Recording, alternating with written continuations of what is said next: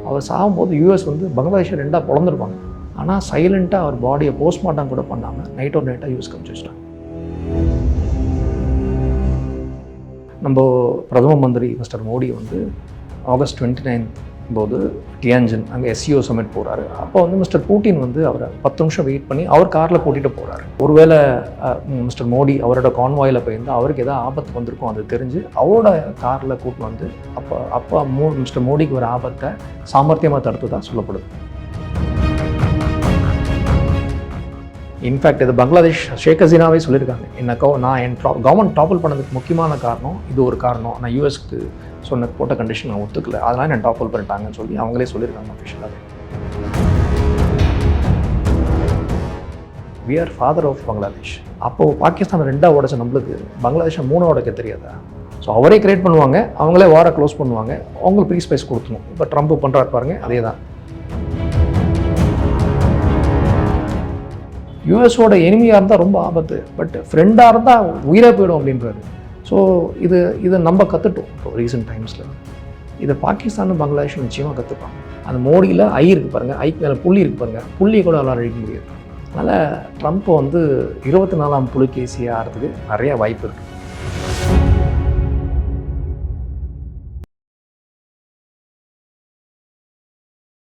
இளையபாரத் நேயர்களுக்கு வணக்கம். இன்றைக்கி நம்ம நேர்களில் நம்ம சிறப்பு விருந்தினர் ஜியோ பொலிட்டிக்கல் அண்ட் டெரரிசம் அனலிஸ்டான நம்ம டாக்டர் பாலசுப்ரமணியன் சார் அவர்கள் தான். சார் வணக்கம் சார். வணக்கம் மிஸ்டர் விக்ரம். ஜெய்ஹிந்த். ஜெய்ஹிந்த் சார். சார் ஆக்சுவலாக இப்போது ரீசெண்டாக நிறைய நியூஸ் நம்மளால் பார்க்க முடியுது. பங்களாதேஷில் ஒரு சிஐ ஏஜென்ட் வந்து கொல்லப்பட்டிருக்காரு. அவங்க அது மூலிமா வந்து மோடியை வந்து படுகொலை செய்யப்படலாம், அசாசினேட் பண்ணலாம் அப்படின்ற மாதிரி ஒரு தியரி போய்கிட்டு இருக்கு சார். இது எந்தளவு உண்மை? இதனால் வந்து அதாவது இந்தியாவிலையுமே ரெஜிம் சேஞ்ச் பண்ண ட்ரை பண்ணுறாங்களா அமெரிக்காவினர்? அவங்களுடைய வரலாறு என்ன சார் அவங்களுக்கு? சார் நிச்சயமாக அது ஒரு முயற்சி நடந்து தான் சார் இருக்குது. இப்போ இந்த பர்டிகுலர் இன்சிடெண்ட்டை வச்சு ஒண்டி நம்மளால் பேசக்கூடாது, பேசவும் முடியாது. There are lot of related incidents before this. So அதை பற்றி தெரிஞ்சுக்கணுன்னா யூஎஸோட தாட் ப்ராசஸ் நம்ம புரிஞ்சுக்கணும். 1947 89 வரைக்கும் heights of cold war, Russia கூட கோல்டு வார் இருந்தபோது 64 கண்ட்ரியில் ரெஜிம் சேஞ்ச் பண்ணியிருக்காங்க. சின்ன சின்ன கண்ட்ரிஸ் அவங்க போட்ட கண்டிஷனுக்கு வழி வரலைன்னா, சரியாக வரலைன்னா இமீடியட்டாக ரெஜிம் சேஞ்ச் பண்ணிவிடுவாங்க. ரெஜிம் சேஞ்ச் பண்ணுறதுன்னா நிறையா வகையில் பண்ணலாம். இப்போ லாஸ்ட் ஒரு 10 ரெஜிம் சேஞ்சஸ் எடுத்துட்டோம்னு வச்சுக்கோங்களேன். இல்லை நம்ம கண்டெம்பரரி டைமில் நம்ம சமகாலத்தில் லாஸ்ட் 25-30 இயர்ஸில் நம்மளுக்கு தெரிஞ்ச நிக்கராகுவாவில் ஃபஸ்ட்டு பண்ணாங்க. ஜெனரல் நோரியேகாவை டாப்பிள் பண்ணாங்க. மிலிட்ரி இன்டர்வென்ஷன் மூலிமா அவர் அரெஸ்ட் பண்ணி ஜெயிலில் இருக்கார். இன்றைக்கி யூஎஸில் ஜெயிலில் இருக்கார். என்ன காரணம் சொல்லி பண்ணாங்கன்னா வார் ஆன் ட்ரக்ஸ். ஸோ அவர் வந்து ட்ரக்ஸை வந்து யூஎஸ்க்கு அனுப்புகிறாருன்னு சொல்லி அந்த காரணத்தை வச்சு அவரை டாப்பிள் பண்ணாங்க. அப்புறம் தலிபான் ரெஜிம், இதே தலிபான் ரெஜிம் 2001 யூஎஸ் கவர்மெண்ட் தான் டாப்பிள் பண்ணாங்க. வார் ஆன் டெரருங்கிற ஒரு காரணத்தினால யூஸ் பண்ணி மிலிட்ரி இன்டர்வென்ஷனில் டாப்பிள் பண்ணாங்க. 2003 Saddam Hussein Iraq weapons of mass destruction வச்சுருக்காரு, பயாலஜிக்கல் வெப்பன் வச்சுருக்காரு, நியூக்ளியர் வெப்பன் டெவலப் பண்ணுறாருன்னு சொல்லி அந்த காரணத்தை வச்சு மிலிட்ரி இன்டர்வென்ஷனில் அவரையும் டாப்பிள் பண்ணி அவளை தூக்கில் போட்டாங்க. அப்புறம் 2011 கடாஃபி, லிபியாலையும் WMD weapons of mass destruction ஒரு காரணத்தை காமிச்சு மிலிட்ரி இன்டர்வென்ஷன் இவங்க டைரெக்டாக பண்ணல, ஃப்ரான்ஸும் யூகேவும் தான் அதை பண்ணி அந்த ரெஜிமை டாப்பிள் பண்ணாங்க. 2014 யுக்ரைனில் யான்கோவிச் ப்ரோ ரஷ்யனாக இருந்தார், அது இவங்களுக்கு பிடிக்கல. அந்த ரெஜிமை பாப்புலர் ரெபலியன், மைதான் ரெபலியன் ஒரு சிவில் ப்ரொட்டஸ்ட், மாஸ் ப்ரொட்டஸ்ட் பண்ணி அதை டாப்பிள் பண்ணாங்க. இப்போ ரீசெண்டாக இந்த லாஸ்ட் 2-3 இயர்ஸில் வந்து 2020 நிறையா பேருக்கு இந்த விஷயம் தெரியாது. 2023 இம்ரான் கான் கவர்மெண்ட்டை நோ கான்ஃபிடன்ஸ் மூலிமா டாப்பிள் பண்ணது யூஎஸ் கவர்மெண்ட் தான். அதில் முக்கிய காரணக்கர்த்தா வந்து விக்டோரியா நியூலாண்ட் ஒரு லேடி, டொனால்ட் லோன், 2 பேரும் ஸ்டேட் டிபார்ட்மெண்ட் ஆஃபீஸர்ஸ். அவங்க தான் இதை ரெஜிம் சேஞ்ச்லாம் பண்ணுறது. 2024 இதே லேடி தான் இதுக்கு காரணமானாங்க, ஷேக் ஹசீனாவோட கவர்மெண்ட் டாப்பிள் ஆகிறதுக்கு. எதுக்கு இம்ரான் கான் கவர்மெண்ட் டாப்பிள் பண்ணாங்கன்னா, அவர் வந்து ரஷ்யா யுக்ரைன் வாரில் நியூட்ரலாக இருந்தார். அந்த ஸ்டான்ஸ் அவங்களுக்கு பிடிக்கல. நீங்கள் ரஷ்யாவுக்கு அகேன்ஸ்டாக ஓட் பண்ணணும்னு சொன்னாங்க. அவர் முடியாதுன்னு ஓப்பனாகவே பப்ளிக் மீட்டிங்கில் சொன்னார். We are not slaves to யூஎஸ்ன்னு சொன்னார். அது பிடிக்கல. அப்போலேருந்து அவர் டவுன்ஃபால் ஸ்டார்ட் ஆச்சு. அவர் டாப்பிள் பண்ணி அரெஸ்ட் பண்ணி பொய் கேஸ் போட்டு உள்ளே வச்சுட்டாங்க. அவர் ஏதோ ரிஃபார்ம் பண்ண வந்தார், அவரையும் பண்ண விடலை. ஷேக் ஹசீனா மேலே என்ன கோவம்னா, செயின்ட் மார்ட்டின் ஒரு ஐலாண்ட் இருக்குது காக்ஸ் பசார் கீழே, அங்கேருந்து ஒரு 10 கிலோமீட்டர். அந்த ஐலாண்டை யூஎஸ் வந்து ஏர்ஃபோர்ஸ் பேஸாக கேட்டதாகவும் அது முடியாதுன்னு சொன்னதாகவும் சொன்னாங்க. ஏன் முடியாதுன்னா, இந்தியாவுக்கு அது பெரிய பாதிப்பு வரும். ஏன்னா it is very near to Indian coast. நம்மளோட Balasore Chandipur test range, missile test range 500 kilometres from there. Andamans 600-700 kilometers from there. யூஎஸ்க்கு நம்மள ஒண்டி மானிட்டர் பண்ணுறது என்னும் இல்லை, சைனீஸை மானிட்டர் பண்ணணும்னு ஆசை அவங்களுக்கு. ஸோ சைனா அந்தமான் மேலே கோகோ ஐலாண்ட் ஒன்று இருக்குது, நியூ கோகோ ஐலாண்ட். அங்கே வந்து சைனீஸ் லிஸ்னிங் போஸ்ட் பேஸ் ஒன்று இருக்குது, ஒரு 4 kilometer ரன்வே இருக்குது. It can handle high intensity planes also. அந்த இடத்த மானிட்டர் பண்ணணும், என்ன பண்ணுறாங்க பார்க்கணும்னு சொல்லி தான் அந்த இடத்த சென்ட் மார்டின்ஸை கேட்குறாங்க. ஷேக் ஹசீனா முடியாதுன்னு சொல்கிறாங்க. இது இந்தியன் இன்ஃப்ளூயன்ஸ்னால தான் நடக்கலை, நம்மளுக்கு கொடுக்கலன்னு சொல்லி இந்த கவர்மெண்ட்டை காலி பண்ணணும்னு டிசைட் பண்ணுறாங்க. ஸோ இது ஒன்றும் புதுசு கிடையாது, இது ரொம்ப நாளாக பண்ணிகிட்ருக்காங்க. இது பண்ணுற நிறையா வகையில் பண்ணுவாங்க. எல்லா இடத்துலையுமே மிலிட்ரி இன்டர்வென்ஷன் இருக்காது, எல்லா இடத்துலையுமே அசாசினேஷன் இருக்காது. ஃபஸ்ட்டு வந்து பொலிட்டிக்கல் சேஞ்ச் பண்ண பார்ப்பாங்க. எப்படின்னா ஆப்போசிஷன் பார்ட்டிக்கு ஃபண்ட் பண்ணி எலெக்ஷன்ஸ் மூலியமாக வின் பண்ணுறதுக்கு முயற்சி பண்ணுவாங்க. இன்னொன்று பாலிசி சேஞ்ச் பண்ண பார்ப்பாங்க. இப்போ டாரிஃப் போட்டாங்க இல்லையா நம்ம பேர், அதுமாதிரி பாலிசி சேஞ்சை வந்து ஃபோர்ஸ் பண்ணி கோவேஷனில் பிளாக்மெயில் பண்ணி பாலிசி சேஞ்ச் கொண்டு வர ட்ரை பண்ணுவாங்க. இல்லாட்டா பாலிசி சேஞ்ச் பண்ணக்கூடிய ஆளை அவங்க சப்போர்ட் ஆளை அதே கவர்மெண்ட்டில் இன்ஸ்டால் பண்ணுறதுக்கு ட்ரை பண்ணுவாங்க. தேர்டு வந்து மாஸ் அஜிடேஷன், சிவில் அன்ரெஸ்ட், இதுமாரி ஜென்சி ப்ரொட்டஸ்ட் இப்போ நேபாள் நடந்தது இல்லையா, அதுமாரி ப்ரொட்டஸ்ட் பண்ணுறதுக்கு வாய்ப்பு இருக்குது. இல்லாட்டா கூ அட்டெம்ப்ட் கூட ஆர்மி இன்ஸ்டிகேட் பண்ணி இவங்களுக்கு சம்பந்தமான ஃபேவரபிள் ஆர்மி ஜென்ரல்ஸ் வச்சு டாப்பிள் பண்ணி இன்ஸ்டிகேட் பண்ணி பண்ணுறதுக்கு வாய்ப்பு இருக்குது. ஃபோர்த் அட்டெம்ப்ட் வந்து சப்போர்ட் ஸ்ட்ரக்சர்ஸை உடைப்பாங்க. இப்போ சப்போஸ் கோலிஷன் கவர்மெண்ட் இருந்ததுன்னா அந்த கோலிஷன் பார்ட்னர்ஸை விலைக்கு வாங்கிடுவாங்க, இல்லாட்டா அவங்கள மிரட்டி சப்போர்ட்டை வித்ட்ரா பண்ணுங்கன்னு பண்ணுவாங்க. இது எல்லாம் நடக்கலைன்னா ஃபைனலாக அசாசினேஷனுக்கு போகும். இது எல்லாமே இந்த ஸ்டேஜில் இந்த ஆர்டர் தான் வரணும்னு அவசியம் கிடையாது. 2 பேரலாக நடக்கலாம், எல்லாம் பேரலாக நடக்கலாம். இதுக்கு முன்னாடி அது நடக்கலாம், அதுக்கு முன்னாடி இது நடக்கலாம். So these are the modus operandis US covert action group of CIA uses. Psychological warfare game அது. இது 1950s ட்ரூமன் ஸ்டார்ட் பண்ணார். அந்த யூனிட்டோட லெகசி தான் இப்போ யூஎஸோட கோவர்ட் ஆக்ஷன் குரூப், சிஏயோட கோவர்ட் ஆக்ஷன் குரூப். இது எல்லா கண்ட்ரிலையும் பண்ணிட்டு இருக்காங்க, இந்தியாவிலையும் முயற்சி பண்ணாங்க. இதே டெம்ப்ளேட் இந்தியாவிலையும் பண்ணியிருக்காங்க, லாஸ்ட் ரீசெண்ட் இயர்ஸில் பண்ணியிருக்காங்க அவங்க. இந்தியாவில் எந்த மாதிரி பண்ண ட்ரை பண்ணாங்க சார்? யாரை சேஞ்ச் பண்ண ட்ரை பண்ணாங்க? இந்தியாவில் எல்லாருக்கும் ஆப்வியஸ் தெரிஞ்சது மிஸ்டர் மோடி. அவரை பிஜேபி கவர்மெண்ட்டை விளக்கணும் அப்படின்னு சொல்லி ட்ரை பண்ணாங்க. 2021 வந்து அந்த விக்டோரியா நியூலாண்ட் வந்து she is becoming under secretary of state for political affairs. So அவங்க வந்ததுலேருந்து rapid mass movements, farmers protest main, அது வந்து ஒரு முக்கியமான ஒரு ஈவெண்ட்டாக பார்க்கப்பட்டு. அதுக்கு முன்னாடி இந்த 2024 எலெக்ஷன்ஸில் தேவ் ஆல்மோஸ்ட் சக்சீடட். நீங்கள் பார்த்தீங்கன்னா என்டியோட ஸ்ட்ரென்த் குறைஞ்சி போச்சு. ஸோ அப்போது கோலிஷன் பார்ட்னர்ஸ் வந்து சப்போர்ட் பண்ணி அதில் தான் அந்த கவர்மெண்ட் ஃபிலிம்ஸியாக தான் இருக்குது. இன்னவே யூஎஸ்எஸ் ஆக்சுவலாக ஒரு சக்ஸஸை மீட் பண்ணியிருக்காங்கன்னு நம்ம சொல்லணும். அது காரணம் அப்புறம் சொல்கிறேன் உங்களுக்கு என்னென்னு. ஸோ அந்த ஆஸ்பெக்டில் ட்ரை பண்ணாங்க. நிறைய டிஸ்இன்ஃபர்மேஷன் கேம்பெயின் ஸ்டார்ட் பண்ணாங்க. அடானிக்கும் மிஸ்டர் மோடிக்கும் தொடர்பு இருக்குது அப்படின்னு சொல்லி ராய்டர்ஸில், வாஷிங்டன் போஸ்ட்டில் 2 நாள் முன்னாடி கூட ஒரு ஆர்டிக்கல் வாஷிங்டன் போஸ்ட்டில் ஃப்ளோட் பண்ணாங்க. எப்போல்லாம் எலெக்ஷன் வருதோ அப்போல்லாம் அந்த ஆர்டிக்கல் வர ஆரம்பிச்சிடும்.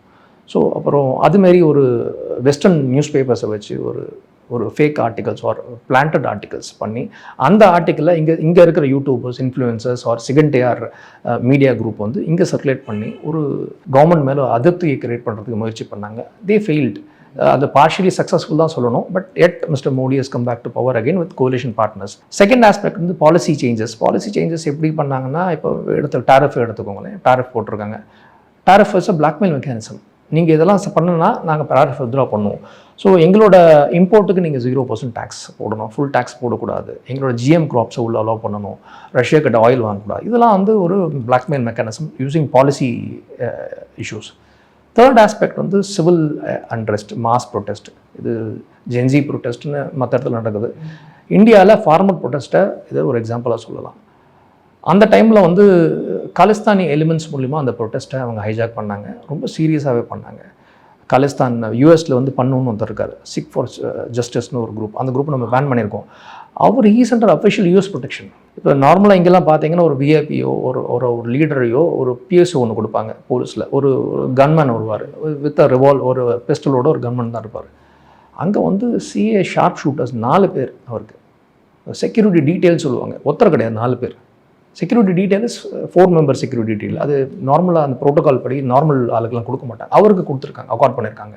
ஏன்னா ஹீஸ் லைஃப் வந்து great threat from Indian intelligence ஏஜென்சின்னு சொல்லி. அவர் ஏன் இப்படி ப்ரொடெக்ட் பண்ணுறாருன்னா, அவர் மூலியமாக தான் அந்த ஃபார்மர்ஸ் ப்ரொட்டஸ்ட்டை ஆர்கஸ்ட்ரேட் பண்ணி வயலண்ட்டாக க்ரியேட் பண்ணி ரெட் ஃபோர்ட்டில் அந்த டிராக்டர்ஸ்லாம் கொண்டு வந்து நிறுத்தி இதுமாரி ஒரு மாவோஸ்ட் டைப் ஆஃப் ஆக்டிவிட்டியை டெல்லியில் அரங்கேற்றிருந்தது. காரணம் இதுதான். இதுமாரி ட்ரை பண்ணாங்க. ஆர்மிக்கும் இந்தியாவில் வருமா கேட்டால் எனக்கு தெரிஞ்சு வரதுக்கு வாய்ப்பே கிடையாது. Because our army is highly professional army, very good soldiered army, அது disciplined highly integral part of India. அதனால் ஆர்மிக்குங்கிறது இங்கே வர வாய்ப்பு இல்லை. ஏதாவது பாகிஸ்தான் மாதிரி ஒரு சின்ன சின்ன கண்ட்ரிலேயே நடக்கலாம். ஏன்னா அங்கெல்லாம் army generals are very very corrupt. அதனால் அங்கெல்லாம் நடக்கலாம், இங்கே நடக்கிறதுக்கு வாய்ப்பே கிடையாது. ஃபோர்த் ஆஸ்பெக்ட் வந்து சப்போர்ட் ஸ்ட்ரக்சர்ஸ்ன்னு சொன்னேன் இல்லைங்களா, கோலிஷன் பார்ட்னர்ஸ். 2 months முன்னாடி ஒரு நியூஸ் வந்தது. Andhra is a very high exporter of shrimp. So Andhra மேலே 58% டேக்ஸ் போட்டாங்க ஷ்ரிம்ப் எக்ஸ்போர்ட்ஸ் யூஎஸ். இதனால் ஷ்ரிம்ப் எக்ஸ்போர்ட்ஸ் ஆந்திரா ரொம்ப அடிபட்டது. அதுக்கு என்ன காரணம் 50% போட்டாங்க, ஏற்கனவே 8% ஆன்டி டம்பிங் டேக்ஸ் வந்து 58% வருது. ஸோ இது என்ன காரணம் சொல்லப்பட்டது அப்படின்னா, யூஎஸ் கவர்மெண்ட் நார்மல் டேக்ஸ் போட்டாங்க, அதுக்கு பேக்ரவுண்ட் பிஹைண்ட் த சீன்ஸ் ஒரு காரணம் சொல்லப்பட்டது. சந்திரபாபு நாயுடுவை சப்போர்ட்டை விலக்க சொல்லி கேட்டதாகவும், அவர் முடியாதுன்னு சொன்னதாகவும், அவர் பிளாக்மெயில் பண்ணுறதுக்காக போட்டதா ஒரு காரணம் பேசப்படுது. அது எந்த அளவுக்கு உண்மைன்னு தெரியல. அது ஒரு காரணமாக இருக்கலாம். நீங்கள் if you join the dots that could also be reason. அதே டைமில் ஜூனியர் என்டிஆரை யூஎஸ் கவுன்சுலேட் ஜெனரல் அங்கே ஹைதராபாத்தில் இருக்கிறவங்க அவங்க மீட் பண்ணியிருக்காங்க, ஆன்வாய் மீட் பண்ணி பேசியிருக்காங்க.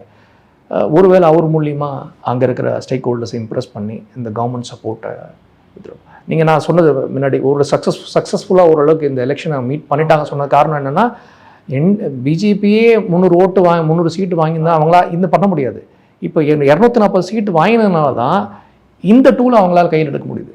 ஒருவேளை நிதிஷ்குமாரோ இல்லைடா சந்திரபாபு நாயுடுவோ சப்போர்ட்டை விலைக்கினாலும் இந்த கவர்மெண்ட் கவுந்துடும். ஸோ அந்த முயற்சி பண்ணுறாங்க. இது எல்லா முயற்சியும் பண்ணிகிட்டே வர்றாங்க. இது முடியாத போது ஃபைனல் அசாசினேஷன் அட்டம் வருது. அந்த அசாசினேஷன் அட்டம் சொல்லப்பட்டது, அது இன்னும் கன்ஃபார்ம் ஆகலை, அஃபிஷியலாக எந்த நியூஸும் வரல. நிறையா ஸ்பெகுலேட்டிவ் நியூஸ் வெளில வருது. டெரன்ஸ் ஆர்ட்வெல் ஜாக்சன் பேர் அவர். He is a first Special Forces Airborne commander. He is an expert in covert operations. World ஓவரில் அவர் தான் கோஆர்டினேட் பண்ணுறார். செப்டம்பர் 1 ஆகஸ்ட் 29 அன்றைக்கி வெஸ்டர்ன் ஹோட்டல் டாக்காவில் செக்இன் பண்ணுறாரு. என்ன காரணம் யாருக்கும் தெரியல. But he still serving with army. ஆர்மியில் ரிட்டையர் ஆகலை. He still part of US setup, armed force setup தான். பட் ஆனால் வந்து செப்டம்பர் 2 அன்றைக்கி ஒரு மிஸ்டீரியஸ் சர்க்கம்ஸ்டான்ஸில் செத்து போகிறார் அவர். ரூமில் போய் பார்த்தா செத்து கிடக்கார். யார் பண்ணாங்க, என்ன பண்ணாங்க, இல்லை நேச்சுரல் டெத்தாக இன்றைக்கி வரைக்கும் யாருக்கும் தெரியல. நார்மலாக யூஎஸ் நேஷன் செத்தா யூஎஸ் எம்பசி சும்மா இருக்க மாட்டாங்க. அதுவும் இவ்வளோ பெரிய ஆள், ஒரு ஆர்ம்டு ஃபோர்ஸஸ் ஆள். அவர் சாகும்போது யூஎஸ் வந்து பங்களாதேஷை 2ஆக பிளந்துருப்பாங்க. ஆனால் சைலண்ட்டாக அவர் பாடியை போஸ்ட்மார்ட்டம் கூட பண்ணாமல் நைட்டாக யூஎஸ் கமிச்சு வச்சிட்டாங்க. கேட்டால் official communication of US embassy in Bangladesh is he was in a routine business ட்ரிப்னாங்க. What is business trip? He is working for US government. What purpose is got to come for business trip to பங்களாதேஷ்ங்கிறது தெரியல. So இதுக்கு பின்னாடி ஒரு story, background ஸ்டோரின்னு சொல்கிறாங்க. நம்ம பிரதம மந்திரி மிஸ்டர் மோடி வந்து ஆகஸ்ட் 29 போது டியான்ஜின் அங்கே எஸ்சிஓ சமிட் போகிறாரு. அப்போ வந்து மிஸ்டர் புட்டின் வந்து அவரை 10 நிமிஷம் வெயிட் பண்ணி அவர் காரில் கூட்டிகிட்டு போகிறாரு. அதுக்கு என்ன சொல்லப்படுதுன்னா, அப்போ அன்றைக்கி நம்ம வந்து அவங்க 2 பேரும் எவ்வளோ ஃப்ரெண்ட்லியாக இருக்காங்க, எல்லாம் சந்தோஷப்பட்டு பேசணும். இதுதான் ஒரு ஃப்ரெண்ட்லி, ஒரு அண்டர்ஸ்டாண்டிங், பானோமி, ஒரு காமராட்டரி கூட 2 பேர் இருக்காங்க. அவங்களோட நல்ல ரிலேஷன்ஷிப் இருக்குது, பிரதர்லி கைண்ட் ஆஃப் அஃபெக்ஷன் 2 பேருக்கு இருக்குன்னு சொல்லி நம்ம பேசியிருந்தோம். இப்போது அதுக்கு என்ன காரணம் சொல்லப்படுதுன்னா, mister Putin is beautifully ensure that அவரோட ஒருவேளை மிஸ்டர் மோடி அவரோட கான்வாயில் போயிருந்தால் அவருக்கு எதாவது ஆபத்து வந்திருக்கும், அது தெரிஞ்சு அவரோட காரில் கூப்பிட்டு வந்து அப்போ மிஸ்டர் மோடிக்கு ஒரு ஆபத்தை சாமர்த்தியமாக தடுத்து தான் சொல்லப்படுது. ஸோ இது யாரால் வருது அப்படின்னா, இந்த டெரன்ஸ் ஜாக்சன் கொல்லப்பட்டார், அவர் தான் அதுக்கு மெயின் சூத்திரதாரின்னு சொல்கிறாங்க. அதனால 2 நாள் கழிச்சு அவர் செத்து போகிறாரு. அவர் எப்படி செத்து போகிறாரு யாருக்கும் தெரியல. கேட்டால் ரஷ்யன் இன்டெலிஜென்ஸ் காரணன்றாங்க, இந்தியன் இன்டெலிஜென்ஸ் காரணன்றாங்க. எந்த அளவுக்கு அது உண்மை போயின்னு தெரியல. ஸோ இது எல்லாமே பங்களாதேஷிலிருந்து உருவாகிற விஷயம்தான். ஸோ பங்களாதேஷ் தான் அங்கே hub of anti India activity which is orchestrated by US. பங்களாதேஷில் இப்போ சிஏஏ என்ன சார் பண்ணுறாங்க, எதனால் அவங்க அலோவ் பண்ணாங்க சிஏஏ ஃபஸ்ட்டு? சார் இது வந்து சிஏ இப்போ இல்லை சார், ரொம்ப நாளாக இருக்காங்க. CAA will always be present in all countries. இங்கேயும் சிஏ இருப்பாங்க, நிச்சயமாக இருப்பாங்க. இந்தியன் யூஎஸ் எம்பசி இன் இந்தியாவில் நிச்சயமாக சிஏ ஆஃபீஸர் இருப்பாங்க, கல்ச்சுரல் அட்டாச்சே, வீசா அட்டாச்சே, இப்படி இருப்பாங்க அவங்க, ட்ரேட் அட்டாச்சே அப்படின்னு. That is a cover. So அவங்களுக்கு வந்து இங்கே நம்மள மாதிரி ஆள்கிட்ட ஜேர்னலிஸ்ட்டு பேசுவாங்க, ரிசர்ச்சர்ஸ்கிட்ட பேசுவாங்க, அகடமிஷியன்ஸ்கிட்ட பேசுவாங்க, பொலிட்டிஷியன்ஸ்கிட்ட பேசுவாங்க, ரெகுலராக மீட் பண்ணுற அதுதான் அவங்க ரோலே அவங்க தான், அதுதான் அவங்களுக்கு. ஸோ மீட் பண்ணி இன்ஃபர்மேஷன் கேதர் பண்ணுவாங்க. Sometimes Pakistan many hostile countries இங்கே இருக்கிற நம்ம ஆர்மி மூமெண்ட்ஸு அதை பற்றி தெரிஞ்சுக்கிறதுக்கு இங்கே இருக்கிற ஆள்கிட்ட பணத்தை கொடுத்து ஸ்பை பண்ணுற வேலையும் நடக்கும். ஸோ யூஎஸில் இது வந்து எல்லா கண்ட்ரியும் பண்ணுறது தான். இது வந்து நம்மளோட RAWயோட யூனிட்ஸும் மற்ற கண்ட்ரியில் இருப்பாங்க. பட் தெரியாது, வெளில தெரியாது. அவங்க மாட்டினாங்கன்னா டிப்ளமேட்டிக் இம்யூனிட்டி இருக்குது. அதனால் இம்மீடியட்டாக பர்சனாக நான் கிரேட்டான்னு சொல்லி அவங்க இம்மீடியட்டாக டிபோர்ட் பண்ணிடுவாங்க. அவங்கள அரெஸ்ட் பண்ண முடியாது. ஸோ இது ஒரு டைப் ஆஃப் ஸ்பையிங். நாக்குன்னு ஒன்று இருக்குது, நான் அஃபிஷியல் கவர் அப்படின்னு. நான் அஃபிஷியல் கவர்னால் நம்மள மாரி ஜேர்னலிஸ்ட், உங்களை மாரி ஜேர்னலிஸ்ட், என்ன மாதிரி researcher, we can go to another country and spy for our country. அப்போ வந்து இன்னொரு கண்ட்ரியில் ஸ்பை பண்ணும்போது மாட்டினோன்னா நம்மளுக்கு அஃபிஷியல் ப்ரொடெக்ட் டிப்ளமேட்டிக் இம்யூனிட்டி வராது. So will be jailed immediately. So that is the background. So இதுமாதிரி யூஎஸில் நாக்கும் இருப்பாங்க, பங்களாதேஷில் நாக் அஃபிஷியல்ஸும் இருப்பாங்க, டிப்ளமேட்ஸும் இருப்பாங்க. இதுதான் normal basic model, spying espionage model. All intelligence agency operate this way. நம்ம ஒன்றையும் கிடையாது. சிஏவும் அப்படி தான் ஆப்ரேட் பண்ணும், ரஷ்யன் SPRும் அப்படி தான் ஆப்ரேட் பண்ணும், பாகிஸ்தான் ISஐ இப்படி தான் ஆப்ரேட் பண்ணும். ஸோ 2021 விக்டோரியா நியூலாண்ட் சொன்னாங்களா, அவங்க அந்த பொசிஷன் அசியூம் பண்ணோன்னே அப்போ தான் ட்ரிகர் பண்ணுறாங்க. எதுக்காக ட்ரிகர் பண்ணுறாங்கன்னா, சென்ட் மார்ட்டின்ஸ் ஐலாண்டை கேட்டு முடியாதுன்னு சொன்னோன்னே, இன்ஃபேக்ட் இது பங்களாதேஷ் ஷேக் ஹசீனாவே சொல்லியிருக்காங்க, நான் என் கவர்மெண்ட் டாப்பிள் பண்ணதுக்கு முக்கியமான காரணம் இது ஒரு காரணம், நான் யூஎஸ்க்கு போட்ட கண்டிஷன் நான் ஒத்துக்கல, அதனால் நான் டாப்பிள் பண்ணிட்டாங்கன்னு சொல்லி அவங்களே சொல்லியிருக்காங்க அஃபிஷியலாகவே. ஸோ அப்போ வந்து IRI அப்படின்னு ஒரு குரூப்பை கொண்டு வராங்க யூஎஸ். IRI வந்து international Republican institute, it's an NGO, நான் பார்ட்டிசன் சேரிட்டி NGOன்னு சொல்லி சொல்கிறாங்க. அந்த குரூப் வந்து USAID, US agency for international development, அது ரொம்ப ஃபேமஸ். அப்புறம் வந்து ஜார்ஜ் சோரோஸோட ஓப்பன் சொசைட்டி ஃபவுண்டேஷன், அது லிங்க். ஸோ இப்போ யூஎஸ் எப்படி இதெல்லாம் பண்ணுவாங்கன்னா, 3-4 NGOs வச்சுருக்காங்க. USAIDன்னு ஒன்று, US agency for international development George Soros. அப்புறம் eBay வந்து ஒமடியார் நெட்வொர்க், eBay பியர் ஒமடியார்னு இருக்கார்ல, அவரோட eBay ஒமடியார் நெட்வொர்க்னு ஒன்று இருக்குது. அப்புறம் வந்து ஃபோர்ட் ஃபவுண்டேஷன், எட்சல் ஃபோர்ட், ஹாரிஸ் ஃபோர்டோட பையன், அவரோட பையன். ஸோ இந்த 3 NGOs அப்புறம் இந்த IRI மூலியமாக தான் ஆப்ரேட் பண்ணுறாங்க. IRI வந்து USAID ஃபண்ட் வாங்குறாங்க. NEDன்னு இன்னொரு NGO, நேஷ்னல் என்டோமெண்ட் ஃபார் டெமோக்ரஸிஸ்னு, இது ரெண்டுமே CA ஃப்ரண்ட்னு சொல்லப்படுது. ஸோ இந்த NGOs கிட்டேருந்து பணத்தை வாங்குறாங்க. ஸோ பிட்வீன் 2021 to 26 வந்து $420 million பங்களாதேஷில் டிப்ளாய் பண்ணுறாங்க. எதுக்கு டிப்ளாய் பண்ணுறாங்க அப்படின்னா, ஒரு கன்சென்சஸ் க்ரியேட் பண்ணுறதுக்கு, bro US consensus, anti Sheikh Hasina மூமெண்ட்டை க்ரியேட் பண்ணுறதுக்கு கொஞ்சம் கொஞ்சமாக ஒர்க் ஷாப்ஸ் கண்டக்ட் பண்ணுறாங்க. ஒரு 43 work shops on policy demand பண்ணுறாங்க. 78 ஆக்டிவிஸ்ட்டை ட்ரெயின் பண்ணுறாங்க லீடர்ஷிப் ரோலில். ஒரு 22 ப்ரோக்ராம்ஸ் ஆர்கனைஸ் பண்ணுறாங்க டிஃப்ரெண்ட் செக்டர்ஸில். ஸோ அங்கங்கே ஸ்டூடெண்ட்ஸ் குரூப்பை மீட் பண்ணி அந்த ஸ்டூடெண்ட்ஸ் குரூப் தான் அந்த அப்ரைசிங் ஷேக் ஹசீனா கவர்மெண்ட் டாப்பில் ஆனதுக்கு முக்கியமான காரணம் ஸ்டூடெண்ட்ஸ் குரூப். அந்த ஸ்டூடெண்ட்ஸ் குரூப்பை மீட் பண்ணுறாங்க. இதுக்கு வந்து இந்த ஆக்டிவிட்டீஸை பார்க்கறது வந்து பேர்ஸ்னு ஒரு programme, providing accountability, inclusivity, resilience support system pear. இந்த பேர்ஸ் ப்ரோக்ராம்ங்கிற போர்வையில் இந்த ஆக்டிவிட்டிலாம் பண்ணுறாங்க. Anti Sheikh Hasina activity, anti India activity. கொஞ்சம் கொஞ்சமாக ஃபோக்கஸ் குரூப்பை க்ரியேட் பண்ணி, சின்ன பசங்களை ஸ்டூடெண்ட்ஸ் குரூப்பை க்ரியேட் பண்ணி அவங்கள இன்ஸ்டிகேட் பண்ணி இதுமாரி பண்ணலாம், அதுமாரி பண்ணலாம், பொலிட்டிக்கல் ஆக்டிவிசம் தூண்டுறாங்க. இது வந்து ஒரு நாள் நடக்கலை, இது ஓவர் பீரியட் ஆஃப் 3-4 years நடந்திருக்கு. இதை பார்க்குறது வந்து ஹில் அவுட்ரீச் ப்ரோக்ராம்னு சிஏல ஒரு ப்ரோக்ராம் இருக்குது. அதில் 5 பேர் இருக்காங்க, ரொம்ப முக்கியமான ஆளுங்க. கிறிஸ் மர்ஃபின்னு ஒருத்தர் ஸ்டேட் டிபார்ட்மெண்ட்டில், டொனால்ட் லூ இம்ரான் கான கவர்மெண்ட்டை கவுத்ததுக்கு முக்கியமான ஆள் அவர். அப்புறம் ஃப்ரான்சிஸ்கோன்னு ஒருத்தர், சோமா குஹான், அப்புறம் மார்கன். 5 பேரும் ஸ்டேட் டிபார்ட்மெண்ட் அஃபீஷியல்ஸ். இங்கே எல்லாமே சவுத் ஏஷியா எக்ஸ்பர்ட்ஸ். இவங்க 5 பேர் தான் அதை மேற்பார்வையில் நடக்குது. இதுக்கு வந்து ஃபுல் சப்போர்ட் வந்து US ambassador to Bangladesh Peter Haas, அவர் தான் சப்போர்ட் பண்ணுறாரு அந்த time. So last year 2024 Sheikh Hasina government topple பண்ணிடுறாங்க. அதுக்கப்புறமும் இந்த குரூப் இவங்களை சும்மா இல்லை, இன்னும் வரைக்கும் நிறையா குரூப்ஸை மீட் பண்ணிட்டு தான் இருக்காங்க. இந்த பீட்டர் ஹாஸ்ன்னு சொன்னேன் இல்லைங்களா, அந்த former US ambassador to Bangladesh, அவர் செப்டம்பர் 2024 ரிட்டையர் ஆகிறாரு. ரிட்டையர் ஆகிட்டு எக்ஸலரேட் எனர்ஜின்னு ஒரு கம்பெனியில் ஸ்ட்ராட்டஜிக் அட்வைசராக ஜாயின் பண்ணுறாரு. அந்த போர்வையில் பங்களாதேஷுக்கு 10 வாட்டி வந்துட்டு போயிருக்காரு இன்றைக்கி வரைக்கும். லாஸ்ட் ஆகஸ்ட்டில் கூட டியூலிப் ரிசார்ட்னு காக்ஸ் பஜார் பக்கத்தில், அங்கே வந்து ஒரு 5 முக்கியமான ஸ்டூடெண்ட் லீடர்ஸை மீட் பண்ணியிருக்காங்க. இந்த சிட்டிசன்ஸ் பார்ட்டிலேருந்து ஹஸ்னத் அப்துல்லான ஒரு பையன், கலித் சைஃபுல்லான ஒரு பையன், பட்வர்தன் ஒரு பையன், இவங்க எல்லாரும் மீட் பண்ணி இவங்க தான் மெயின் காரணம் அன்றைக்கி ரெஜிம் கவுந்ததுக்கு. இவங்களால தான் அன்றைக்கி ரெஜிம் கவுந்து. இவங்களாம் மீட் பண்ணி பேசியிருக்காரு. எதுக்கு பேசியிருக்காருன்னு சொல்லப்படுது. அவங்களோட அஜெண்டா இன்னும் முடியல. அவங்களோட அஜெண்டா இந்தியா அகெயின்ஸ்டாக பண்ணுறது தான். இந்தியன் இன்ட்ரெஸ்ட்டை ஃபுல்லாகவே குறைக்கணுவாங்க. இந்தியன் இன்டர்வென்ஷன் இருக்கக்கூடாதுங்கிறது தான் அவங்க எண்ணம். ஏன்னா இந்தியாவோட இன்ஃப்ளூயன்ஸ் இருக்கிற வரைக்கும் யூஎஸ்ஆல் அங்கே இண்டிபெண்ட் ஆக்ட் பண்ண முடியாது. ஸோ இந்தியாவோட பாக்கெட்ஸ் ஆஃப் ரெசிஸ்டன்ஸ் அங்கங்கே நம்மளுக்கு இன்ஃப்ளூயன்ஸ் இருக்கிறதுனால அதை குறைக்கணுங்கிறது முயற்சியில் ஈடுபட்டு தான் இருக்காங்க. இன்ஃப்ளூயன்ஸ் வரணும், அவங்களோட ஃபுல் கண்ட்ரோல் வரணும். முகமது யூனஸ் கவர்மெண்ட் மூலிமா இந்த லீடர்ஸை மீட் பண்ணி பண்ணிட்டுருக்காங்க. ஒருவேளை முகமது யூனஸால் பண்ண முடியலன்னா வேறு வழியில் இவங்களை வச்சு பண்ணுறதுக்கு வாய்ப்பு இருக்குது. ஒரு அப்ரைசிங் மாரி கொண்டு வந்து பண்ணுறதுக்கு வாய்ப்பு இருக்குது. ஸோ இதுதான் பங்களாதேஷில் யூஎஸோட சிஏ அரங்கேற்றிருக்குன்னு சொல்லப்படுது. Covert action group of CIA பண்ணுறாங்கன்னு சொல்லப்படுது. இது எந்த அளவுக்கு சக்ஸஸ் ஆகும்னு தெரியல. Will have to wait and watch. Sir, அப்போ இந்த சிச்சுவேஷனால் இந்தியாவுக்கான விளைவுகள் என்ன ஏற்பட வாய்ப்புகள்? இல்லை, விளைவுன்னு சொல்ல முடியாது சார். அது என்னெல்லாம் நடக்கலாம் அப்படின்னு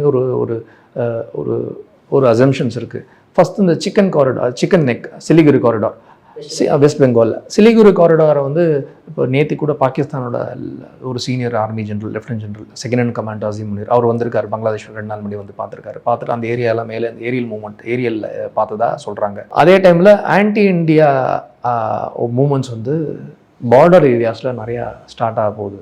இந்த ஸ்டூடெண்ட் மூமெண்ட்ஸுங்க சொல்லிட்டு இருக்காங்க. ஒரு ஜவுர் ஹிலாஹின்னு ஒரு பாகிஸ்தானி, அவர் வந்து very close to Lashkar Hafeez Sahib. அவர் நேற்று 2 நாளாக அங்கே தான் இருக்கார் பங்களாதேஷில். He's camping. ஸோ இதுமாரி இந்தியாவுக்கு அகெயின்ஸ்டாக ஃபண்டமெண்டலிசம் வளரலாம், ஆக்டிவிசம் வளரலாம். இந்தியாவோட ப்ரெசன்ஸை தடுக்கிறதுக்கு நிறையா வாய்ப்புகள் இருக்குது. இந்தியாவோட இன்ஃப்ளூயன்ஸை தடுக்கிறதுக்கு நிறையா வாய்ப்புகள் இருக்குது. அப்பப்போ இந்த சிலிகுரி காரிடார் நாங்கள் ஆக்கிரமிப்போம், அதை கட் பண்ணால் அவங்களோட life line to north east போய்டுன்னு சொல்கிறாங்க. பட் அது ஒன்று அவங்க புரிஞ்சுக்கணும், இது விளையாட்டு கிடையாது. பங்களாதேஷை நம்ம கிரியேட் பண்ணது வந்து 1971 பாகிஸ்தான் பிரித்து கிரியேட் பண்ணோம். We are father of Bangladesh. அப்போது பாகிஸ்தான் 2 உடைச்ச நம்மளுக்கு பங்களாதேஷை 3 உடைக்க தெரியாதா? ஸோ மேகாலயாலேருந்து டுவோர்ட்ஸ் வெஸ்டர்ன் சைடு வந்தோம்னா, நம்ம இன்ஃபென்ட்ரி கார்ப் ஸ்ட்ரைக் கார்ப் வந்ததுன்னா, வெஸ்ட் பெங்காலில் ஜாயின் பண்ணுதுன்னா ரங்பூர்லேருந்து மேலே அப்படியே துண்டா போயிடும். ஓகே, அது அவங்களோட சிக்கன் நெக். கீழே திருப்புராட்ட பே ஆஃப் பெங்கால் ஒரு ஸ்ட்ரைக் கார்ப் வந்ததுன்னா, நம்மளோட ஸ்ட்ரைக் கார்ப் ஈஸ்டர்ன் கமாண்ட்லேருந்து இருந்ததுன்னா ஸ்ட்ரெயிட்டாக காக்ஸ்பஜார்லேருந்து சட்டோகிராம்லேருந்து மேலே கீழே போயிடும். பங்களாதேஷ் 3 துண்டா போயிடும் சார். ஸோ அவங்க நினச்சி கூட பார்க்க முடியாது. டெவாஸ்டேட்டிங் இம்பேக்ட் இருக்கும். அதோ பேசிகிட்டு இருக்காங்க, மிஸ்கைடட் ஒரு ஜிங்கோயிசம்னால பேசுகிறாங்க. ஒரு நாள் கூட தாங்க மாட்டாங்க. If we decide to take them, will take them one day, maximum by weeks time. ரெண்டுக்கு மேலே வரும், மேலேயும் போய்டும், கீழேயும் போயிடும் உங்களுக்கு. ஸோ இந்த த்ரெட்டு வந்து யார் சொன்னாங்கன்னா, அசாம் சீஃப் மினிஸ்டர் சொல்கிறார், பிஷ்வா சர்மா. 2-3 மாதம் முன்னாடி நீங்கள் ஒரு சிக்கன் நெக் பேசுகிறீங்க, உங்களுக்கு 2 சிக்கன் நெக் இருக்குது.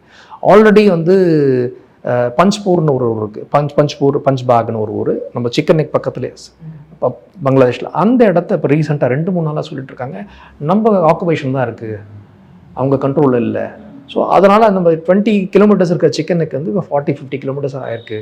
அதனால் நம்மளுக்கு கொஞ்சம் ஃப்ரீயாக இருக்குது மூமெண்ட்டு. அது நம்ம நினச்சா அதை இன்னும் ஃபுல்லாக கண்ட்ரோல் பண்ணிக்க முடியும் அப்படின்னு சொல்லி ஒரு நியூஸ் வந்துட்டுருக்கு. அது உண்மையாக பொய்யான்னு தெரியல. Will have to wait and watch.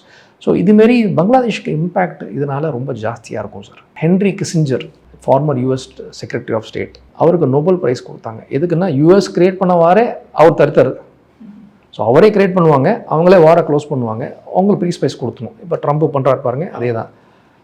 So அவரு சொல்லியிருக்காரு, அவரோட பாலிசியில் எனக்கு நிறையா மாற்று கருத்து இருக்குது சிலதெல்லாம். பட் அவர் சொல்ல ஒரு கருத்தை நான் ஒத்துப்பேன். To be a friend of enemy of US is dangerous, but to be a friend of US is fatal அப்படின்னு சொல்கிறாரு. ஸோ யூஎஸோட எனிமியாக இருந்தால் ரொம்ப ஆபத்து, பட் ஃப்ரெண்டாக இருந்தால் உயிரே போயிடும் அப்படின்றாரு. ஸோ இதை நம்ம கற்றுட்டோம் இப்போ ரீசெண்ட் டைம்ஸில். இதை பாகிஸ்தானும் பங்களாதேஷும் நிச்சயமாக கற்றுப்பாங்க. ஏன்னா யூஎஸ் வந்து அவங்க யூஸ் பண்ணுற வரைக்கும் யூஸ் பண்ணுவாங்க, வேண்டாம்னா தூக்கி போட்டுருவாங்க. ஸோ தே பிகம் ஒரு டிஸ்பென்சபிள் அசெட்டாக தூக்கி போட்டு எக்ஸ்பெண்டபிள் அசெட் ஆகிடுவாங்க. அது பங்களாதேஷ்க்கு தெரியணும். இன்றைக்கி யூஎஸ் சப்போர்ட் பண்ணுறாங்க, நம்மளை படிச்சிருந்தாங்கன்னா பங்களாதேஷ் நாளைக்கு இருக்கிறது வாய்ப்பு கிடையாது. நான் I say this with full responsibility. ஏன்னா I know how we operate. ரொம்ப கஷ்டம் பங்களாதேஷ்க்கு. மிலிட்ரியில் நம்மளை சஸ்டெயினாக பண்ண முடியாது. ஒரு 2-3 நாளில் முடிஞ்சிடும் அவங்க கதை. அது விவரம் தெரியாமல் ஏதோ பேசிகிட்டு இருக்காங்க. இல்லாட்டா வேணுன்ட்டே தெரிஞ்சே பேசுகிறாங்களான்னு தெரியாது. இப்போ யூஎஸ் சப்போர்ட் இருக்குது, பாகிஸ்தான் சப்போர்ட் இருக்குன்னு தெரிஞ்சு பேசுகிறாங்களான்னு தெரியாது. So it is going to be very tough for them. அது பாகிஸ்தான் நல்லாவே தெரியும், பங்களாதேஷும் தெரிஞ்சுப்பாங்க கொஞ்சம் நாளில். இப்போயே பார்த்தீங்கன்னா லாஸ்ட் வீக் வந்து அவங்களோட டாக்கா ஏர்போர்ட்டில் கார்கோ பே வந்து ஒன்று பற்றி எரிஞ்சுது. அது சபட்டாஜ்னு சொல்கிறாங்க. அது வந்து ஒரு விஷமிகள் பண்ண விஷயம்னு சொல்கிறாங்க. இதனால் பெரிய லாஸ் பங்களாதேஷுக்கு என்னென்னா $1 billion in garment export was gone. அவங்க ரூப்பூர் நியூக்ளியர் பவர் பிளான்ட் இருக்குது, சிவிலியன் பவர் பிளான்ட். அந்த பிளான்ட்டுக்கு ரஷ்யாவிலேருந்து இம்போர்ட் பண்ண எலக்ட்ரிக்கல் எக்யூப்மெண்ட்ஸ்லாம் எரிஞ்சு போச்சு. இது யார் பண்ணியிருப்பாங்கன்னு நம்மளுக்கு தெரியாது. இப்போ டர்க்கிஷ் அஃபிஷியல்ஸ் வந்து இன்வெஸ்டிகேட் பண்ணிட்டுருக்காங்க. ஸோ பங்களாதேஷ் வந்து நம்மளுக்கு அகெயின்ஸ்டாக பாகிஸ்தானில் உள்ள சப்போர்ட் பண்ணிகிட்ருக்காங்க, யூஎஸ்ஏ சப்போர்ட் பண்ணுறாங்க, டர்க்கியை சப்போர்ட் பண்ணுறாங்க. இதில் மேஜர் லூசர் இந்தியா வெளில தள்ளணும்னு பார்க்குறாங்க. இதில் சைனாவுக்கும் இம்பேக்ட் இருக்குது, சைனாவிலையும் உள்ளே வர முடியல இப்போ. ஸோ அதுமாதிரி இம்பேக்ட் இருக்குது. சார் இந்த சதித்திட்டத்துக்கு பின்னாடி ட்ரம்ப் அவருடைய ஏதாவது அதான் சார் லாஸ்ட் வீக் ஒரு வாரம் முன்னாடி ட்ரம்ப் சொன்னார், mister Modi is a good friend of mind. அவரோட பொலிட்டிக்கல் கேரியரை யாரை பொலிட்டிக்கல் கேரியர்னு நான் வந்து கட் ஷார்ட் பண்ண விரும்பலை அப்படின்னு சொன்னார். இன் ஹிஸ் ட்ரீம்ஸ், அவரோட கனவுல தான் நடக்கும். மிஸ்டர் மோடி அவரோட spelling MODI, I call him as a man of dedication and integrity. அந்த மோடியில் ஐ இருக்குது பாருங்கள், ஐக்கு மேலே புள்ளி இருக்குது பாருங்கள், புள்ளியை கூட அவரால் அழிக்க முடியாது, ஒன்றுமே பண்ண முடியாது. அவர் பேசலாம், he is already feeling the bench. அவங்களோட டாரிஃப் போட்டது, அவங்களோட இந்த ஆன்டி இண்டியா மெஷர்ஸ் எல்லாத்துக்குமே இம்பேக்ட் அசஸ்மெண்ட் ரிப்போர்ட் ஒன்று கொடுப்பாங்க, இன்டெலிஜென்ஸ் கொடுப்பாங்க, சிஏ கொடுப்பாங்க. நம்ம என்ன பண்ணால் என்ன விளைவு வரும், நம்மளுக்கு என்ன விளைவு வரும், இந்தியாவுக்கு என்ன விளைவு வரும்னு கொடுப்பாங்க. அது எல்லாமே ஷார்ட் டேர்ம் தான். ஷார்ட் டேர்மாக நம்ம வச்சுக்கலாம், அதை லாங் டேர்மாக இது சஸ்டெயின் பண்ண முடியாது நம்மளால் அப்படிங்கிறது தெரியும் அவங்களுக்கு. ஆனால் கூடிய சீக்கிரத்தில் இது எல்லாத்துக்கும் ஒரு தெளிவு பிறக்கும் சார். அதனால் இப்போ ட்ரம்ப் பார்த்தீங்கன்னா, இப்போ நேற்றுக்கு ஸ்டீவ் பேனன், ட்ரம்ப்போட former adviser to White House, அவர் என்ன சொல்லிட்டாரு, நாங்கள் 3rd term ட்ரம்ப்பை எப்படியாவது திருப்பி ப்ரெசிடென்ட் ஆகிறது முயற்சி பண்ணுவோம் அப்படின்னா. ப்ரெசிடென்ட் ஆக்க முடியாது, 2 term தான் பண்ண முடியும், அப்போ வைஸ் ப்ரெசிடென்ட் ஆக்கலாம். அதே ட்ரம்ப்கிட்ட கேட்குறாங்க, அவர் ஆமாம் அது I love to do it but I don't want to do it அப்படின்னு பாலிஸ்டாக ஒதுங்கிறாரு. பட் ட்ரம்ப் வைஸ் பிரசிடென்ட் ஆகிறதும் பிரசிடென்ட் ஆகணும், ரிப்பப்ளிகன் பார்ட்டி வரணும்ல, திருப்பி வந்தானே வரும், அடுத்த வாட்டி வராது. All NRIs will vote against Trump, Indians will vote against Trump. ஏன்னா everybody last time NRIs voted because of Modi's closeness. So இப்போ மோடியை பகைச்சிட்டாருன்னா, மிஸ்டர் மோடியை பகைச்சிட்டாருன்னா ட்ரம்ப்பால் வர முடியாதுங்க. அது அவருக்கு நல்லாவே தெரியும். மிட் டேர்ம் போல் வரப்போகுது நெக்ஸ்ட் இயர் நவம்பர் 2026. அதில் ஹவுஸுக்கும் செனேட்டுக்கும் மெஜாரிட்டி வராது, GOPக்கு ரிப்பப்ளிகன் பார்ட்டிக்கு வராது, டெமோக்ராட்ஸ் தான் வருவாங்க. டெமோக்ராட்ஸுக்கு அதில் மெஜாரிட்டி வந்துடுச்சுன்னா ட்ரம்ப்புக்கு லெஜிஸ்லேட்டிவ் பவர் பிடிங்கிடுவாங்க. அப்போ என்ன பண்ணுவார் அவர்? கத்திட்டே இருக்க வேண்டியதான். மெக்லோமேனியாக்னு ஒரு வேர்டு இருக்குது, மெக்லோமேனியாக். என்னோட ஃப்ரெண்டோட க்ளோஸ் ஃப்ரெண்டோட அப்பா, என்ன வெல்விஷர், அவர் தான் அந்த வேர்டை சொல்லுவார். இப்போ அவர் ஃபஸ்ட்டு டேர்ம்லேயே ட்ரம்ப்பை பார்த்து சொன்னார். அப்போலாம் தெரியல அவர் பற்றி, ட்ரம்ப்பை பற்றி. இஸ் அ மெக்லோமேனியாக்கும் பாரு. ஐ ஆஸ்டம் அப்படின்னா என்னங்கன்னு கேட்பேன். சொல்லுவார், எக்ஸால்ட்டிங் அபவுட் ஓன் செல்ஃப். தன்னை பற்றியே பெருமையாக பேசி பேசி பேசி பேசி அவர் அடிக்கடி சொல்கிற எக்ஸாம்பிள் வந்து மிஸ்டர் விஜயகாந்தோட படம் நானே ராஜா நானே மந்திரின்னு. சார் உங்களை மாதிரி நல்லவன் கிடையாது சார், அதை தான் சொல்லுவார். ட்ரம்ப்பை பார்த்து சொல்லினே இருந்தால் பொழைச்சிக்கலாம்.